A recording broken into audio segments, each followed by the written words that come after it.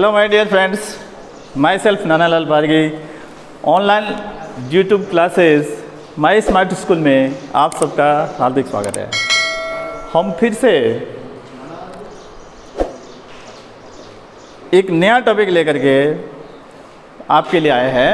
उससे पहले तक हम लोगों ने पुष्प का सबसे महत्वपूर्ण पार्ट पढ़ लिया है, जो पुष्प का सबसे आवश्यक चक्र होता है। पुष्प के 4 चक्र होते हैं, बाह्यदल पुंज, दल पुंज, पुमंग और जायांग। उन दोनों में से बाह्यदल पुंज, दल पुंज दोनों ही सहायक चक्र है जिनका केवल सपोर्ट करना है, लेकिन उसके जो महत्वपूर्ण चक्र है जिन्हें हमें इस आवृत्तिबीजी पादपों के जनन का मुख्य पार्ट माना जाता है, उस चीज़ को पढ़ना है। उसमें महत्वपूर्ण जो पार्ट है वो फर्स्ट पार्ट है, मेल पार्ट, नर जननांग, जिसे हम पुमंग कहते हैं। पुमंग के अंदर की जो लघु बीजाणु धानी है और लघु बीजाणु बनने की पूरी प्रक्रिया और पूरा जो स्ट्रक्चर है जिसे हम पढ़ चुके हैं। अब हम लोग पुष्प का दूसरा और सबसे महत्वपूर्ण चक्र, जिसे हम लोग फीमेल पार्ट या मादा जननांग कहते हैं, जिसे हम लोग सामान्य हिंदी भाषा में जायांग कहते हैं, उसके बारे में पढ़ने जा रहे हैं। यहाँ पर हम लोग जायांग को पढ़ने जा रहे हैं। आप लोगों को मैं बता दूं कि अगर हम लोग सिंपल एक पुष्प का स्ट्रक्चर देखें तो यहाँ पर पुष्प का सबसे नीचे वाला भाग जो जिसके द्वारा पुष्प लगा रहता है, जिसे हम लोग पुष्प वृंत कहते हैं, और उसके ऊपर वाला भाग जिसके ऊपर जो फुला हुआ भाग होता है और जिसके ऊपर 4 चक्र, जिसे हम लोग कैलिक्स, कोरोला, एंड्रोशियम और गायनोशियम कहते हैं, वो सिचुएटेड होते हैं, जिसके ऊपर लगे रहते हैं। ये वाला भाग है, उसे हम लोग पुष्पासन कहते हैं। और उस पुष्पासन के ऊपर सबसे महत्वपूर्ण जो पार्ट है, सबसे जो आवश्यक चक्र है, उसी को मैं यहाँ इस डायग्राम में डिनोट करना चाहूँगा। यहाँ पर सबसे इम्पोर्टेंट पार्ट है जो फीमेल पार्ट होता है फ्लावर का, जिसे मैं यहाँ पर दिखा रहा हूँ आपको। इसके साथ ही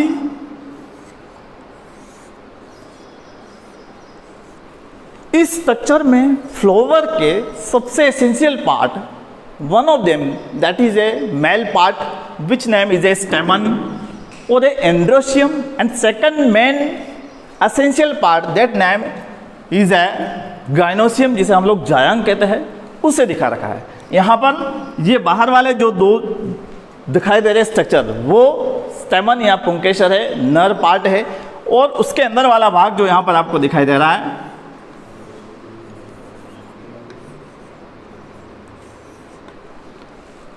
जो जायांग है। और जायांग का सबसे महत्वपूर्ण पार्ट क्या होता है? जायांग पुष्प का आंतरिक भाग है, आंतरिक मादा भाग है। जायांग की जो एक यूनिट होती है जिसे हम लोग अंडफ कहते हैं, इसकी एक जो इकाई होती है, ये जो जायांग होता है वह अंडप या जिसे हम लोग स्त्री केसर कहते हैं, अधिकांशतः हम लोग इसे स्त्री केसर कहते हैं। अंडप जिसे हम लोग अंग्रेजी में कार्पेल कहते हैं, स्त्री केसर जिसे हम लोग पिस्तिल कहते हैं, ये जायांग की एक यूनिट होती है। जायांग, बहुत से जायांग होते हैं जो केवल एक अंडप के बने होते हैं। कई जायांग ऐसे होते हैं जो 2 अंडप से मिलकर बने होते हैं। एक अंडप से बना हुआ जायांग होता है, उसे हम लोग मोनोकार्पेलरी कहते हैं। 2 कार्पेल से बना हुआ है, उसे हम लोग बाई कार्पेलरी कहते हैं। 3 से बना है उसे ट्राई कार्पेलरी कहते हैं। 4 से बना है उसको टेट्रा कहते हैं। 5 से बना है उसे पेंटा कार्पेलरी कहते हैं। पंचअंडपी, चतुअंडपी, त्रिअंडपी, द्विअंडपी हम लोग कहते हैं। यहाँ पर मैं आप लोगों को बताना चाहूँगा एक डायग्राम के द्वारा, जिसमें यहाँ पर जो दिख रहा है, जो पुष्प का जो स्ट्रक्चर मैंने यहाँ पर बना रखा है, वह एक अंडपी है। जिसमें केवल एक ही स्त्री केसर लगा हुआ है, एक ही अंडप है, जिसे हम लोग मोनो कार्पेलिरी कहते हैं।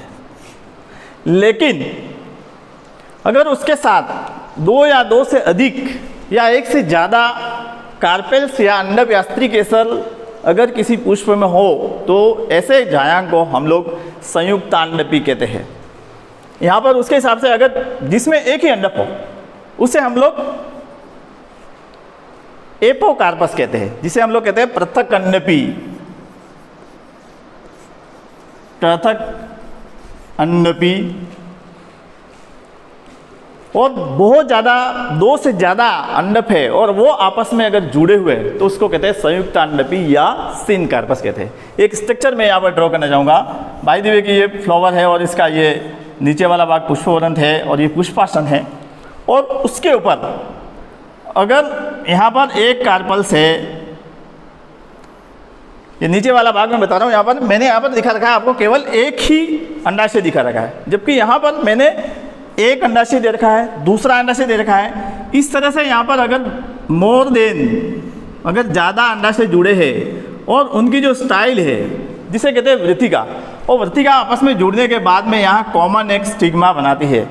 इस तरह के कार्पल्स है अगर जिसमें कि ये जो कार्पल्स है वो आपस में जुड़े हुए हैं, तो ऐसे जो जायांग है उसे हम लोग सिनकार्पस कहते हैं। सिनकार्पस या संयुक्त अंडपी कहते हैं, संयुक्ता अंडपी कहते हैं। तो कुल मिलाकर के ऐसा जायांग जिसके अंदर दो या दो से अधिक कार्पेल्स आपस में जुड़े हो, आपस में अटैच हो, ऐसे जायांग को हम लोग संयुक्त अंडपी टाइप का कहते हैं।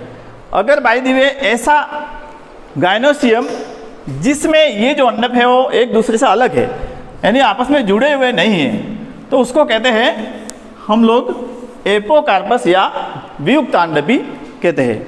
अब हमको देखना है, सबसे इंपॉर्टेंट चीज़ ये है कि जो मादा जननांग का जो एक इकाई है जिसे हम लोग अंडप कहते हैं, या दूसरी भाषा में पॉपुलर वर्ड है इसका स्त्री केसर, जिसे हम लोग पुष्प का फीमेल पार्ट कहते हैं। आप लोग इसको बिल्कुल ही कन्फ्यूजन निकाल लीजिए, इसकी जो यूनिट है उसे अंडप भी कहते हैं और स्त्री केसर भी कहते हैं, कार्पेल और पिस्तिल कहते हैं। ठीक है, अब हमको देखना है कि ये जो अंडप है या स्त्री केसर है वह किन भागों से मिलकर बना है। मुख्य रूप से ये जो पिस्तिल या कार्पेल होता है उसके 3 पार्ट्स होते हैं। It have 3 parts. First important part that is a stigma, जिसे हम लोग कहते हैं वृत्तिकाग्र, stigma. Second part of this pistil is a वृत्तिका, जिसे हम लोग कहते हैं style. And third main part of this pistil और a carpel, the lowest part है एंड द स्वेलिंग पार्ट, एक फूला हुआ पार्ट नीचे वाला जो गोलाकार पार्ट होता है, कार्पेल का सबसे महत्वपूर्ण पार्ट होता है, जिसे हम लोग अंडाशय कहते हैं या ovary. So it have 3 parts, stigma, style and ovary. यहाँ पे मैं आप लोगों के यहाँ एक स्ट्रक्चर सिंपल सा बना के बताना चाहूँगा। इसके ऊपर से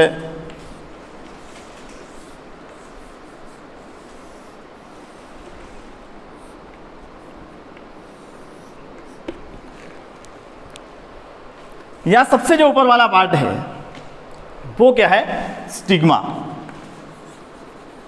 प्रतीकाग्र। बीच वाला जो ट्यूबुलर स्ट्रक्चर है, नलिका नुमा जो स्ट्रक्चर है जो स्टिग्मा और अंडाशय को जोड़ता है, इसे हम लोग कहते हैं स्टाइल, जिसे हम लोग वृत्तिका कहते हैं। इसको कहते हैं वृत्तिकाग्र, इसको कहते हैं वृत्तिका। और नीचे वाला भाग जो फूला हुआ पार्ट है, सबसे महत्वपूर्ण पार्ट है फीमेल पार्ट का फ्लावर का, उसे कहते हैं ओवरी, अंडाशय।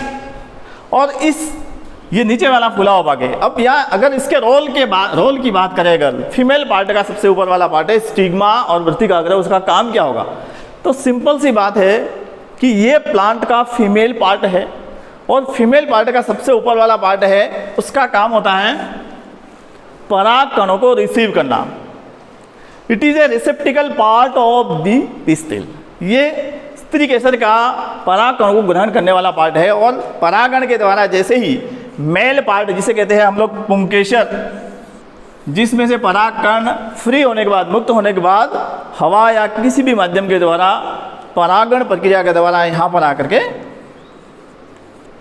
गिरते हैं।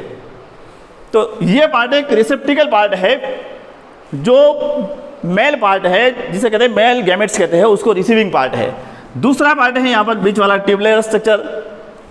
जैसे ही ये परागकण यहाँ पर आने के बाद में जर्मिनेट होते हैं या अंकुरित होते हैं, तो यहाँ से एक पराग नलिका निकलती है, पोलन ट्यूब निकलती है और उस पोलन ट्यूब के लिए वे देती है, मतलब एक रास्ता देने का काम करती है। एक ट्यूब है जिसके माध्यम, इसके अंदर से इस परागकण से निकली हुई पराग नलिका यहाँ से होती हुई यहाँ पर जो उसका फीमेल पार्ट है, महत्वपूर्ण पार्ट है, जिसे कहते हैं ओव्यूल, और ओव्यूल के अंदर जो फीमेल गैमेट्स होंगे उससे संयुक्त होने के लिए या उसके फर्टिलाइज हेतु यहाँ पर ये पोलन ट्यूब यहाँ तक ग्रो करती है। तो इसका काम है केवल पैसेज देना, वे देना, किसके लिए? पोलन ट्यूब्स के लिए। और सबसे नीचे वाला फूला हुआ भाग है, अंडाकार पार्ट है, जिसे हम ओवरी कहते हैं, अंडाशय कहते हैं। ये फीमेल पार्ट का सबसे इंपॉर्टेंट पार्ट है। क्यों? क्योंकि इसके अंदर गोलाकार एक संरचना डेवलप होती है जिसे हम लोग ओव्यूल्स कहते हैं, या जिसे कहते हैं हम लोग बीजांड या ओव्यूल्स कहते हैं, या इसका एक थर्ड नेम और भी है जिसे हम लोग कहते हैं गुरु बीजाणुधानी, मेगा स्पोरेंजियम। सो ये तो था इसका सिंपल सा बेसिक स्ट्रक्चर। अब हम लोग देखते हैं ये गायनोसियम या फीमेल पार्ट था, इसके 3 पार्ट्स हो गए, स्टिग्मा, स्टाइल एंड ओवरी। इस ओवरी के अंदर सबसे महत्वपूर्ण पार्ट है जिसे हम लोगों को पढ़ना है, वह है ओवरी के अंदर पाए जाने वाला ओवल्स। और ओवल्स का शेप कैसा है और ओवल का जो स्ट्रक्चर है वो सबसे महत्वपूर्ण है, क्योंकि ओवल्स की ही जरूरत है। इस ओवल्स के अंदर ही, इस बीजांड के अंदर ही फीमेल गैमेट्स या मादा युग्मक डेवलप होते हैं, जिनके साथ जो मेल पार्ट होता है जिसे कहते हैं हम लोग परागकण, उसकी जो पराग नलिका के अंदर आने वाले जो नर युग्मक है वह उसे संयोजन हेतु यहाँ पहुँचेंगे। तो इसका मतलब हमारे लिए सबसे महत्वपूर्ण चीज़ हो जाती है इसका जो बीजांड है ओवल, उसका स्ट्रक्चर पढ़ना बहुत ज़्यादा इंपॉर्टेंट होता है। इसलिए हम लोग आगे जो उसका अगला पार्ट है वो हम लोग अभी आपके सामने मैं रख रहा हूँ, इसका स्ट्रक्चर भी बना करके।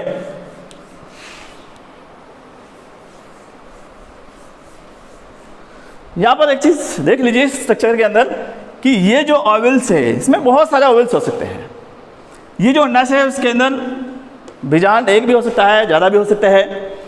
इस बीजांड को जोड़ने वाली एक स्ट्रक्चर है, जैसे मैंने यहाँ पर स्ट्रक्चर बनाई है कि बाय द वे कि ये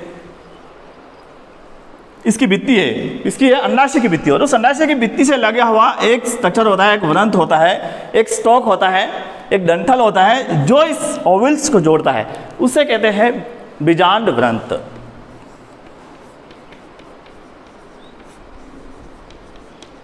या फनिकुल।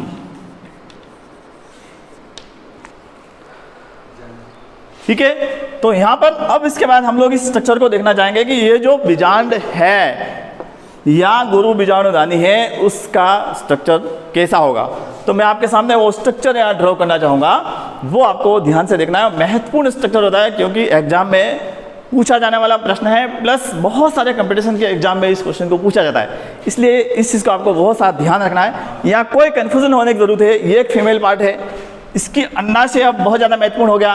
अंडाशय के अंदर सबसे इंपॉर्टेंट पार्ट हो गया हमारे लिए ओवल्स या बीजांड। नाउ इसलिए हम लोग देखना चाहेंगे अब लोग स्ट्रक्चर ऑफ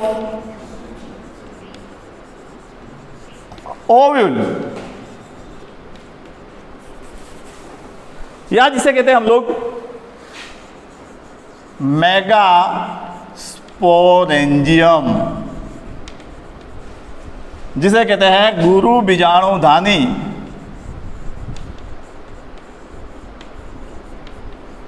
देखिए इसका नाम कितना इसके साथ में नाम जुड़ रहा है, देखो स्ट्रक्चर ऑफ ओव्यूल्स, जिसे हम लोग कहते हैं बीजांड, अंडाशय का सबसे महत्वपूर्ण पार्ट जिसके अंदर मादा युग्मक डेवलप होंगे, इसलिए उस स्ट्रक्चर का पूरा स्टडी करना जरूरी है। तो यहाँ पर इसका नाम क्या है? ओव्यूल्स, जिसे हम लोग कहते हैं बीजांड। बीजांड की संरचना जानना बहुत जरूरी है। बीजांड को हम लोग कहते हैं मेगास्पोरेंजियम अंग्रेजी में। उससे पहले हम लोग मेल पार्ट में पढ़ चुके हैं लघु बीजाणु या लघु बीजाणुधानी। लघु बीजाणुधानी के अंदर लघु बीजाणु डेवलप होते हैं। गुरु बीजाणुधानी के अंदर गुरु बीजाणु डेवलप होंगे। इसलिए जरूरी हो गया कि गुरु बीजाणुधानी को हम लोग पूरा पढ़े, क्योंकि हमने लघु बीजाणुधानी का पूरा स्ट्रक्चर हमने पढ़ लिया है। इसे हम लोग गुरु बीजाणुधानी भी कहते हैं। गुरु बीजाणुधानी के लिए स्ट्रक्चर बनाने के लिए आप लोग इस तरह का स्ट्रक्चर बना सकते हैं। सबसे पहले आप लोग इस तरह का अंडा का स्ट्रक्चर बनाइए।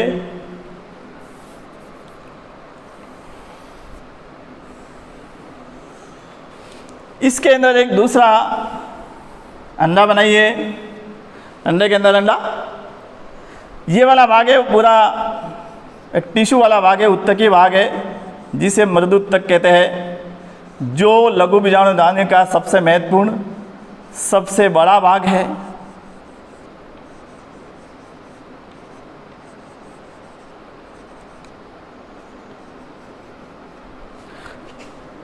इसके बाद यहाँ पर एक इस टाइप से स्ट्रक्चर बनाना है। फिर से आपको यहाँ तक इसके ऊपर बाह्य आवरण होता है। इसके अलावा फिर से आपको एक आवरण बनाना है, जिसे थोड़ा बड़ा करके इस तरह से आपको नीचे ले जाना है। यहाँ से भी आपको इस तरह से स्ट्रक्चर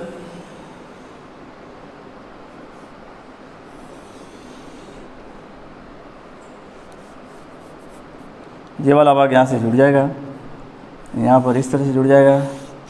देखिए आप इस स्ट्रक्चर को, ये लघु बीजाणुधानी गुरु बीजाणुधानी का स्ट्रक्चर है। उस गुरु बीजाणुधानी में मैं आप लोगों को पहले बता चुका हूँ कि जो बीजांड है वह जिस व्रंथ के द्वारा जुड़ा हुआ उसको कहते हैं बीजांड व्रंथ, जिसे फनिकुल कहते हैं। ये बीजांड है वह इस अंडाशय की भित्ति के साथ जुड़ा जाता है। उसे हम लोग बीजांडासन कहते हैं, प्लासेंटा कहते हैं। यहाँ पर ये जो स्ट्रक्चर है वह क्या हो गया? बीजांड व्रंथ।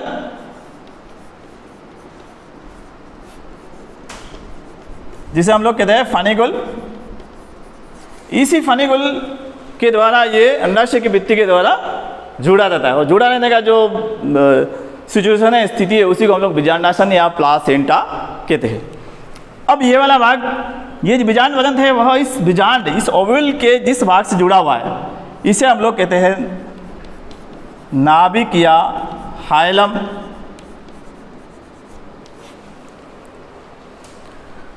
कभी कभार यहाँ पर जो हाइलम वाला भाग है, ये बीजांड व्रंथ इस बीजांड के साथ जुड़ा रहता है। उसी जगह पर एक दूसरा स्ट्रक्चर भी बनता है, जिसे कहते हैं रेफी।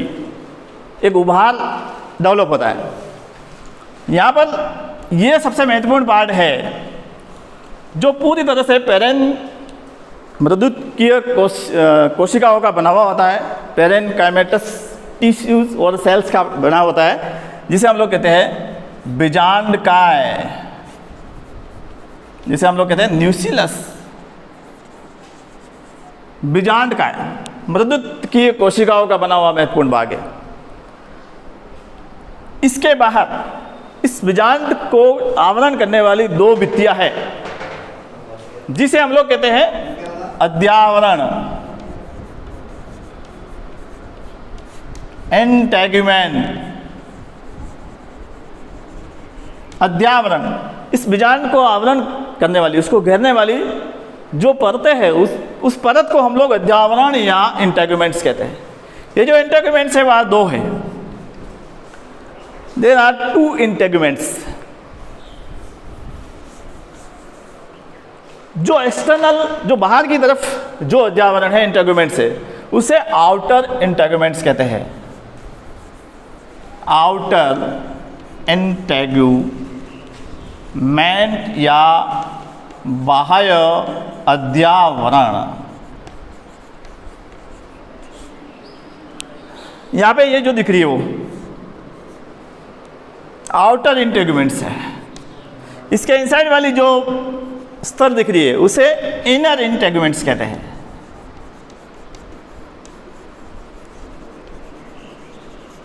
अंतः अध्यावरण।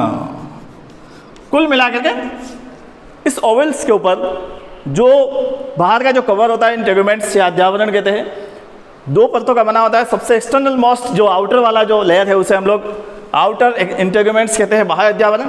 अंदर वाला जो आवरण है उसे हम लोग इनर इंटेगुमेंट्स कहते हैं या अंतः अध्यावरण कहते हैं। ये वाला भाग जो ऊपर वाला भाग है उसे हम लोग निभाग कहते हैं, निभाग या चेलेजा। और उस चेलेजा के ठीक विपरीत एक भाग ऐसा होता है जहां पर अध्यावरण या इंटेगुमेंट्स नहीं पाया जाता है, यानी जहां पर भित्ति नहीं होती है, उस भाग को हम लोग कहते हैं बीजांड द्वार, जिसे हम लोग माइक्रोपाइल कहते हैं। माइक्रोपाइल क्वेश्चन ये बहुत बार आ चुका है क्वेश्चन कि ओवल्स का वो पार्ट जहां पर इंटेगुमेंट्स या अध्यावरण नहीं पाया जाता है उस पार्ट को क्या कहते हैं, तो वो माइक्रोपाइल है, वो बीजांड द्वार है। इसके अलावा जो सबसे इंपॉर्टेंट पार्ट यहाँ पर हो जाता है, उसके सबसे अंदर की तरफ इस बीजांड द्वार की तरफ एक गोलाकार संरचना होती है, जिससे जो इस बीजांड का फिर से बहुत ज़्यादा महत्वपूर्ण पार्ट बन जाता है, उसे हम लोग कहते हैं भ्रूणकोश। भ्रूणकोश जिसे हम लोग कहते हैं एम्ब्रियो सैक। यहां पर मैंने बताया था, यहां पर जो फीमेल पार्ट था उसमें सिग्मा, स्टाइल और ओवरी और इनमें सबसे इंपॉर्टेंट पार्ट ओवरी हो गया। ओवरी का जो सबसे इंपॉर्टेंट पार्ट ओविल हो गया, जिसे हम लोग मेगास्पोरेंजियम या गुरु बीजाणुधनी कहते हैं। उसी का स्ट्रक्चर मैंने आपके सामने यहाँ पर स्ट्रक्चर कंस्ट्रक्ट किया है। और उसका सबसे महत्वपूर्ण पार्ट वो है एम्ब्रियो सैक, भ्रूण कोश। कोश का मतलब अरोम, जिसके अंदर एम्ब्रियो डेवलप होगा। तो यहाँ पर इस भ्रूण कोश का जो स्ट्रक्चर है वो सबसे इंपॉर्टेंट हो जाता है। यहाँ पर ध्यान देने की जरूरत है कि इस भ्रूण कोश के अंदर ये जो मुख्य माइक्रोपाइल है उसकी तरफ 3 कोशिकाओं का ग्रुप होता है। A group of 3 cells is known as a egg apparatus, जिसे कहते हैं अंड समुच्चय। इसके बीचों बीच वाली जो कोशिका होती है उसे अंड कोशिका कहते हैं। एक सेल, उसके दोनों तरफ की जो सेल्स होती है उसे हम लोग सहायक कोशिका कहते हैं। तो तीनों कोशिका जिसमें एक अंड कोशिका, 2 सहायक कोशिका होगी। A group of 3 cells is known as a egg apparatus, जिसे हम लोग अंड समुच्चय कहते हैं। देन उसके जस्ट विपरीत साइड में ये जो भाग है, निभाग वाला भाग है, भ्रूण कोश के इस साइड में 3 कोशिकाओं का समूह होता है, जिसे हम लोग एंटीपोडल सेल या प्रतिमुखी कोशिकाएं कहते हैं। ये है एंटीपोडल सेल, प्रतिमुखी कोशिकाएं ये है। इसके बाद यहाँ पर बीच में 2 केंद्रक मिल करके एक द्वितीयक केंद्रक बनाते हैं। बीच वाली जो कोशिका है उसे हम लोग केंद्रीय कोशिका कहते हैं। तो यहाँ पर मैं फिर से इस बात को फिर से मैं क्लियर करना चाहूँगा। यहाँ सबसे इम्पोर्टेंट चीज़ ये है कि जो फीमेल पार्ट था उसका सबसे इम्पोर्टेंट पार्ट हो गया भ्रूण कोश, जिसके अंदर भ्रूण का डेवलपमेंट होना है। उसमें इम्पोर्टेंट पार्ट क्या है यहाँ पर एक तो अंड समुच्चय होता है, जिसे हम लोग कहते हैं एग apparatus। किससे मिलकर बना होता है? एक तो उसमें एक सेल होती है प्लस 2 सेल सहायक कोशिका होती है, एक्सेसरी सेल्स, सहायक कोशिकाएं। ये 3 मिल करके एक apparatus बनाते हैं। ये बहुत ज़्यादा इंपॉर्टेंट पार्ट है। इसके अलावा उसके जस्ट विपरीत साइड की जो कोशिका है, 3 कोशिका है, जिसे हम लोग क्या कहते हैं? प्रतिमुखी कोशिकाएं या एंटीपोडल सेल।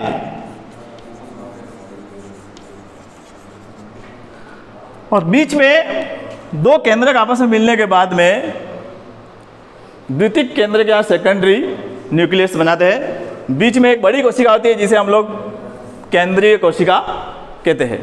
तो कुल मिलाकर के जो भ्रूण कोश होता है वह 7 सेल्ड एंड 8 न्यूक्लियस वाला होता है, यानी एक परिपक्व भ्रूण कोश होता है जिसमें 7 कोशिका होती है और 8 केंद्रक होते हैं। तो इस बात का हमें ध्यान रखना है। कुल मिलाकर के हमने आज गायनोसियम जायांग की एक सामान्य संरचना थी वह, और इसके बाद उसका जो सबसे महत्वपूर्ण भाग जिसे बीजांड या गुरु बीजाणुधानी कहते हैं, उसका जो महत्वपूर्ण स्ट्रक्चर है वो हमने किया है। परीक्षा की दृष्टि से बहुत ज़्यादा इंपॉर्टेंट है, इसको आप ध्यान से पढ़िए, अपनी बुक से मिलान कीजिए और आप पढ़िएगा। थैंक यू वेरी मच, धन्यवाद।